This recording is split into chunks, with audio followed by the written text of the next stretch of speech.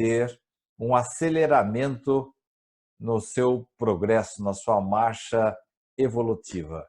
Orson, quero tratar hoje com você de algumas pessoas, de alguns espíritos de escola que vieram aqui para a Terra, e nós faremos uma relação aí absolutamente enorme, ficaríamos um programa só citando nomes, por isso nós vamos nos ater aí a alguns nomes mais conhecidos, a começar do próprio Jesus.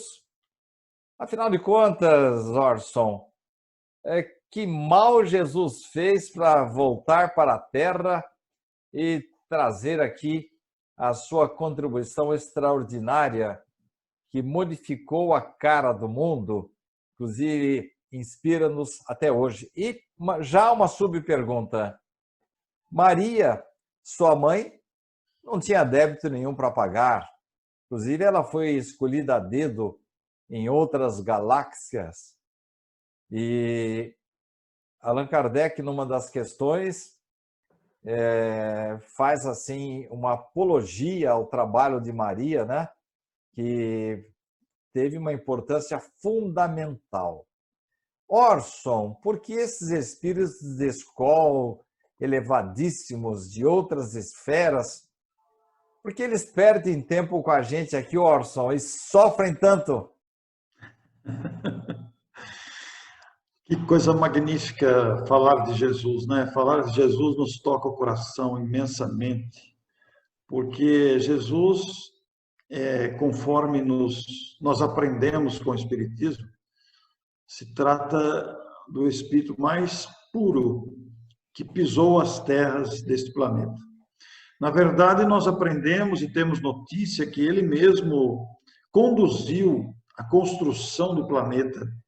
Espírito puro que já fez a sua evolução e capacitado, portanto, para conduzir a nós, irmãos menores, a conduzir outras humanidades.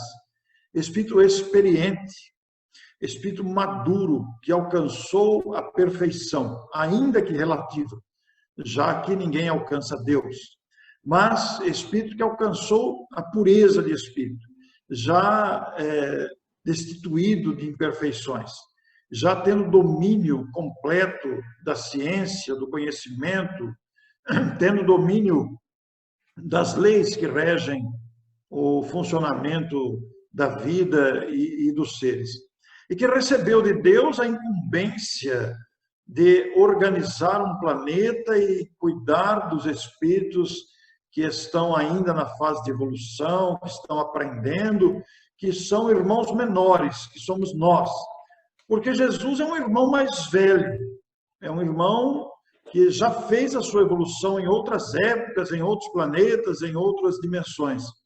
E que agora, estando na condição de co-criador, perfeitamente capacitado, experiente, capaz de enfrentar um desafio como esse. E ele não fez, como você começou a sua pergunta, que mal fez esse espírito de vir à Terra e se dar a tanto sofrimento a que se submeteu, não é mesmo? E realmente, Sidney, ele sofreu as agruras de se submeter à mediocridade da nossa condição humana, né? Porque astro solar, rei solar, um espírito altamente qualificado, submeter-se a renascer, ou melhor, a nascer, a encarnar num plano como esse, submeter às miserabilidades de um corpo físico como o nosso, fez isso por amor, Sidney. É por amor que esses espíritos fazem isso, como Maria, que você citou, a sua mãe, e o próprio José, são espíritos que se submetem a tudo isso em amor aos irmãos menores, porque já estando no domínio do conhecimento que alcançaram, já desfrutando da felicidade perfeita, que não é ociosa, mas que é a felicidade de trabalho, se submetem a isso por amor. Porque quanto mais o espírito evolui, quanto mais o espírito progride, quanto mais o espírito ascende na escala da evolução, mais ele compreende a grandeza da vida. Mas ele tem noção consciencial e como aumenta a sua noção consciencial, ele percebe que precisa participar desta obra de Deus, que é igual para todos, então todos temos possibilidades. E como nós precisamos de referências, precisamos de exemplos, precisamos de condutores para sair desse emaranhado de condicionamentos que nós estabelecemos, esses espíritos se fazem nossos guias, se fazem nossos modelos. Jesus é o maior deles. E esteve entre nós, submeteu-se a tudo isso, como Maria também, por amor a nós. Não fizeram nada que justificasse o sofrimento que passaram, mas se submeteram a esse sofrimento. Tem um amigo muito querido que diz que quando precisa-se de voluntários para esta obra de engrandecimento, nós precisamos de alguém para renascer lá na Terra, para promover determinado progresso. Os espíritos em alto grau de progresso, de evolução, é para já. O que precisa? Porque para eles, o que é 80 anos, 60 anos, 100 anos, que seja, é um segundo na eternidade. E se submetem a isso por amor, por participarem dessa obra de cocriação. Jesus foi o maior deles, mas esteve acompanhado de um séquito, esteve acompanhado de um grupo seleto de espíritos preparados para essa tarefa que o acompanharam, porque é um trabalho em equipe, não é só dele, né? É um trabalho que ele coordena e todos esses espíritos o acompanharam nessa tarefa de amor e de esclarecimento a todos nós. Trabalho que continua, porque nós ainda estamos submersos pelo egoísmo, pela agressividade, pelo orgulho, pela vaidade, aprendendo com as suas lições. Minha neta, ontem à noite, uma das minhas netas, me passou uma mensagem, assim, como ela sempre, muito discreta, muito humilde. Vô, se você não puder responder agora, não tem problema, né? É que nós acabamos de fazer o Evangelho no Lar aqui e ficamos com uma dúvida, vô. Por que Francisco Cândido Xavier sofreu tanto?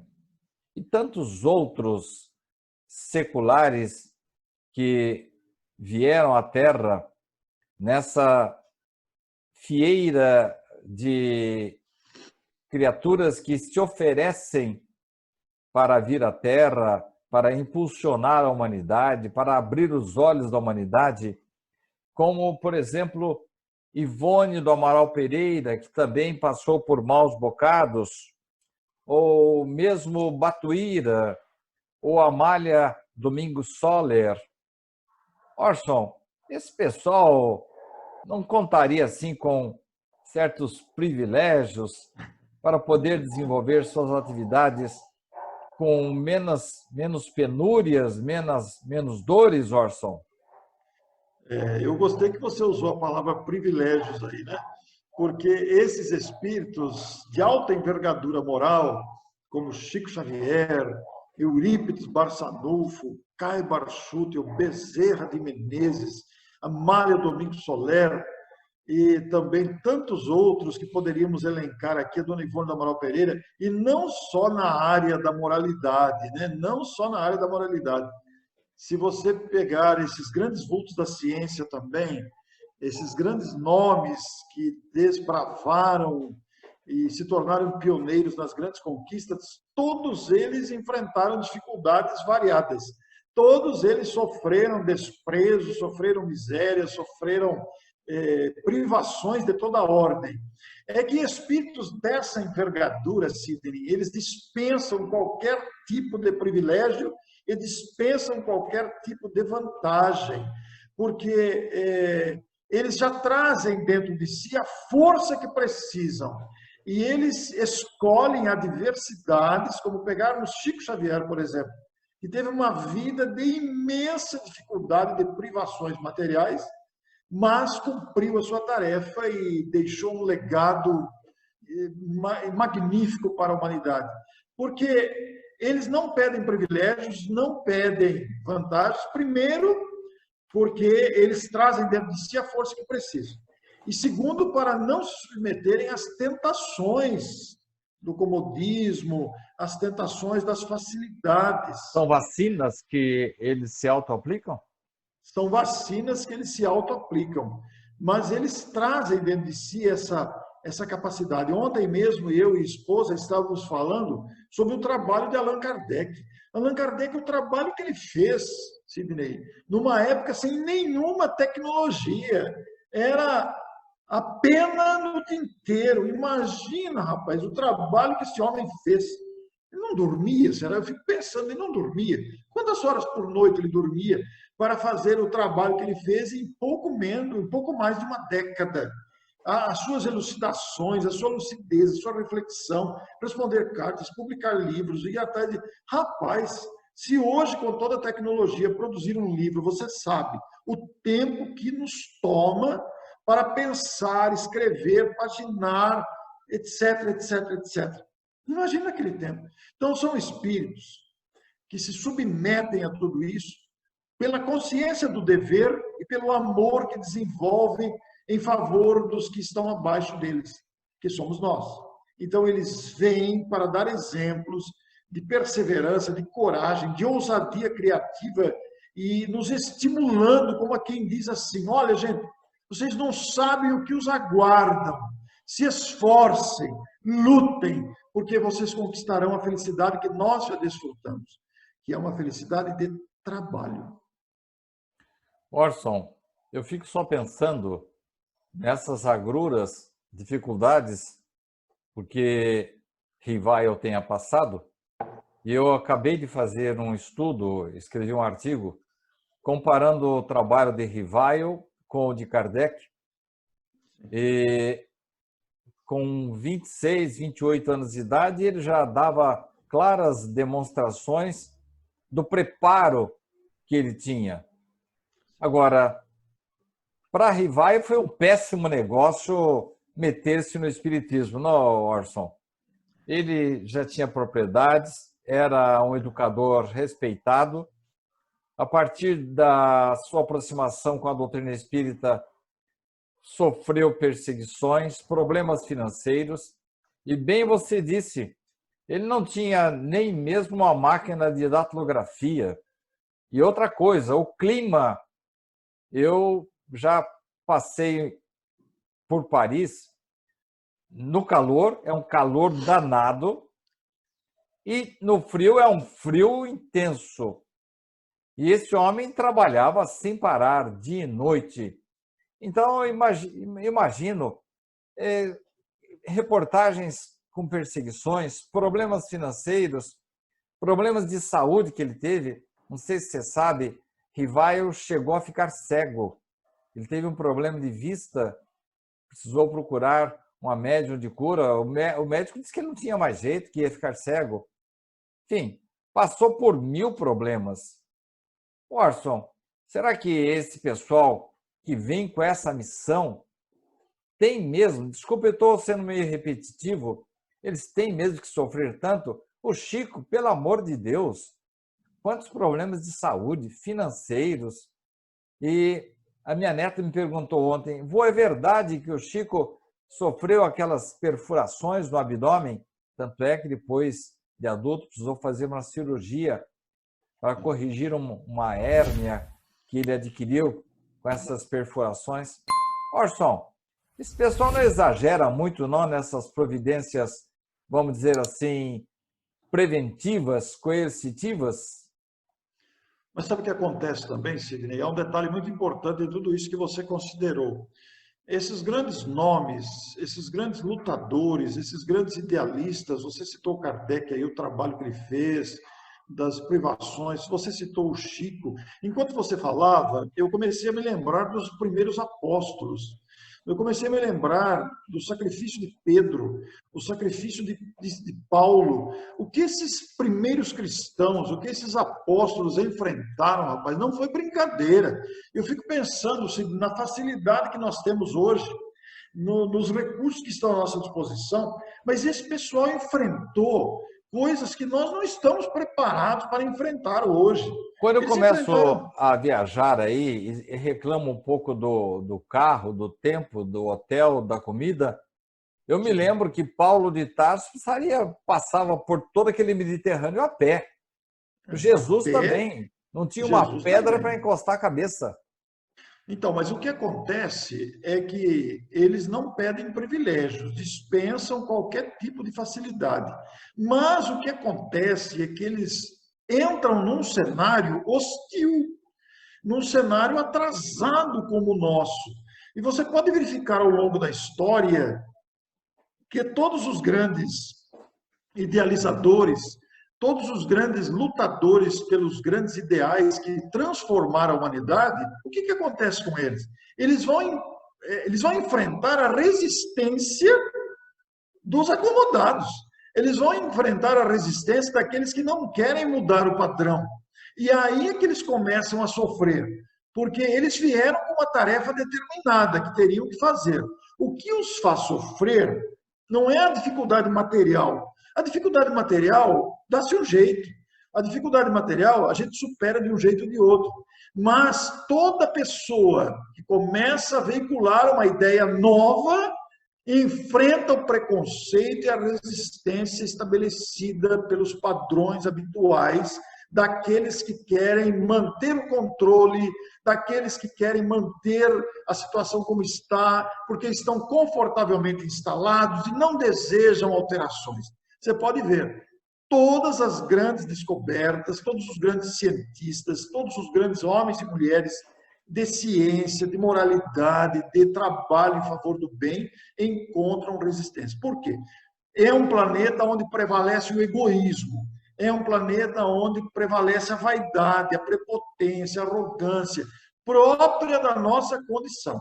Então, as pessoas que dominam com o seu jeito, que dominam com a sua maneira de ser, não querem abrir mão da situação em que se encontra. E surge alguém com ideias novas, pronto, lá vai o ataque, lá vai a resistência. Isso acontece até hoje, Sidney. Isso está em pleno vigor na humanidade. Jesus enfrentou tudo isso, porque ele sabia da sua tarefa, mas a sua crucificação, o seu sofrimento, os apedrejamentos em Paulo, a perseguição a Pedro, as adversidades que Chico enfrentou, que Edivaldo enfrenta na atualidade, provém da ignorância do plano que habitamos. Não precisaria haver esse sofrimento. Mas esse sofrimento acaba redundando em exemplos de resignação, em exemplos de fortaleza moral para outros que estão acompanhando a sua trajetória. Então tem a sua importância. Deus aproveita esses exemplos para ensinar os outros que resistem. Mas a resistência, ela vem do egoísmo que ainda prevalece conosco. Né? Eu fico pensando naqueles países que sofrem algum tipo de domínio, de ditadores, por exemplo, aqueles que querem mudar a situação, quanto enfrentamento, quanta morte, quanta luta para mudar as ideias. Tudo isso provém da ignorância do tempo que vivemos, né, Cid? Realmente tirar as pessoas da zona de conforto, principalmente mental, não é fácil. Orson, esse pessoal sofreu um bocado. Me fala um pouquinho de Batuíra, de Amália Domingos. Também passaram esses perrengues todos? Amália Domingos Soler, eu guardo no coração com imensa gratidão. Médium de infinitas possibilidades, escritora de muito talento, viveu na Espanha e passou por muitas privações materiais. Passou fome, inclusive, enfrentou uma cegueira, como você disse no exemplo anterior de Rivail, enfrentou uma cegueira relativa que depois conseguiu recuperar-se. E Amália Domingos Soler foi a primeira mulher espírita do mundo a enfrentar o preconceito contra o espiritismo na Espanha, que até pouco tempo esteve sob dominação, onde o espiritismo era proibido. Na década de 70, né, muito recente, há 50 anos, na ditadura de Franco, né, o espiritismo era proibido na Espanha. E antes disso, bem lá atrás, Amália, que publicava textos espíritas em jornais das principais capitais da Espanha, enfrentou muito preconceito. E foi uma grande oradora, uma grande escritora de muito talento, que organizou o livro Memórias do Padre Germano, e ela mesma escrevia, inspirada pelo Espírito Germano, que foi outro grande personalidade clássico do espiritismo, embora fosse padre, um século antes de Kardec, né, falava abertamente dos princípios espíritas, e desencarnado ditou as suas memórias ao médium Eudaldo Pagé. E Amália, escritora de talento, ouvia essas psicofonias e os transformou em contos romanceados, lançando o livro Memórias do Padre Germano. Mas foi uma mulher que sofreu muito fisicamente, materialmente. E Batuíra atuou na capital de São Paulo. Foi um grande nome da caridade, tanto é Batuíra que era português, Orson? era português, né? Era português, e hoje existe uma rua em São Paulo com o seu nome, aliás, o seu nome não, referindo-se ao espiritismo, Rua Espírita, né? Porque referindo-se ao trabalho abnegado de Batuíra. Batuíra e Caibar Schutel se comparam na força moral. Batuíra também médium, exerceu grande influência. Batuíra concentrou-se na capital de São Paulo, seu trabalho concentrou-se mais lá. E Caibar Schutel espalhou seu trabalho pelo Brasil e pelo mundo. Mas foram espíritos com a mesma têmpera, foram espíritos com o mesmo quilate moral, foram espíritos com a mesma envergadura de trabalho em favor da divulgação, especialmente no socorro às necessidades materiais das criaturas que ambos atendiam. O trabalho de Batuíra foi mais na área promocional humana, de socorro aos pobres, de atendimento aos carentes. Caibar Schutel concentrou-se mais na divulgação espírita, mas ambos espíritos com a mesma têmpera, espíritos de grande força moral e também passaram por dificuldades tremendas, não? Os dois. Nós estamos chegando ao final do programa e, como sempre, nesta hora eu corto um pouco o seu tempo. Eu quero fazer duas perguntas ainda. A primeira, Orson, muitos irmãos de outras crenças esperam que o grande missionário, o maior deles, volte. Muitos estão esperando Jesus de volta. Orson, ele voltará? E o que acontecerá se ele voltar nos tempos atuais? Não há necessidade dele voltar, né, Sidney? Nós não podemos afirmar que ele não voltará, mas não há necessidade dele voltar, porque as suas lições imorredoras aqui estão. E ele mesmo prometeu enviar um outro Consolador para que desse continuidade ao trabalho por ele iniciado. E este outro Consolador configura-se com muita facilidade, com muita limpidez nas lições trazidas pelo Espiritismo, que cumpre esse papel de consolador da mente humana, indo ao encontro das aflições humanas, explicando, orientando e fornecendo subsídios para que possamos evoluir. Mas se por acaso Jesus voltasse nos tempos atuais, Sidney, eu tenho cá comigo que ele seria novamente sacrificado. Porque os interesses humanos se sobrepõem aos ideais do Cristo, embora haja uma nova mentalidade coletiva. Mas supondo que Jesus se personificasse novamente entre nós, os interesses mesquinhos da grande coletividade humana, especialmente concentrado nas mãos de poucas pessoas que detêm o poder, que detêm o dinheiro, os recursos, daquelas criaturas que se deixam seduzir pela ilusão do poder e do dinheiro, eu tenho a impressão que iam dar um jeito de dar um sumiço nele. Porque os grandes nomes que aqui se apresentam, normalmente são sacrificados. Se não são sacrificados pelo preconceito, são sacrificados de outra forma, pelo combate ostensivo das vibrações ou pelo combate continuado de perseguições.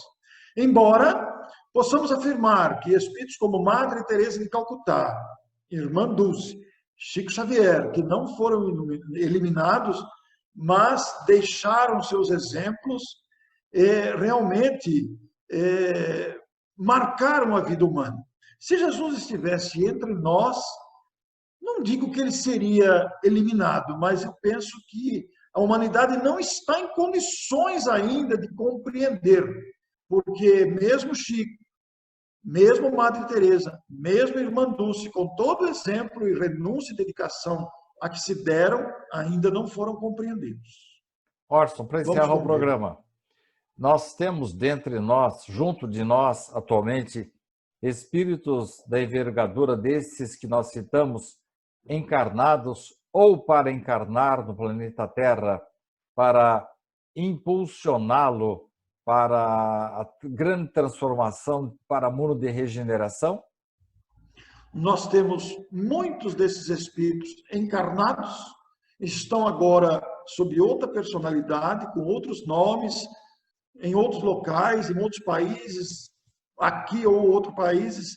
Nós não sabemos quem são, mas eles gradativamente vão aparecendo. Nós não podemos dizer, este é a reencarnação daquele. Como é que vamos dizer? Nós não temos acesso a essa informação. Mas é visível a quantidade de espíritos esclarecidos, espíritos que trazem em si mesmos as virtudes das artes, do belo, da harmonia, do progresso, em todas as áreas, na tecnologia, nas artes, nos esportes, na música, na religião, na ciência, na educação, estão entre nós. E muitos ainda virão, muitos ainda encarnarão, porque este processo de transformação da humanidade é um processo gradativo. Há uma substituição natural das gerações. E cada geração traz um grupo desses grandes espíritos, desses grandes nomes, que retornam ao planeta para impulsionar o seu progresso. Sem falar daqueles que vêm de outros planetas mais adiantados, colaborar também com esses que aqui viveram e retornam agora, ou já estão entre nós, ou estão retornando nas próximas décadas. Em 10 segundos, Orson, o mundo está melhor? Muito melhor, muito melhor. O mundo progrediu muito. Apesar de tudo que ainda guardamos de imperfeições, nós progredimos bastante. O progresso é inevitável, é uma lei. Muito obrigado por sua participação, Orson. Que alegria falar do Espiritismo e falar dessa doutrina tão abrangente. O que é o Espiritismo? Obrigado. Na próxima semana estaremos de volta com mais um programa que vai tentar nos trazer mais elementos, mais subsídios para responder a essa pergunta. Afinal de contas, o que é o Espiritismo? Até a próxima semana.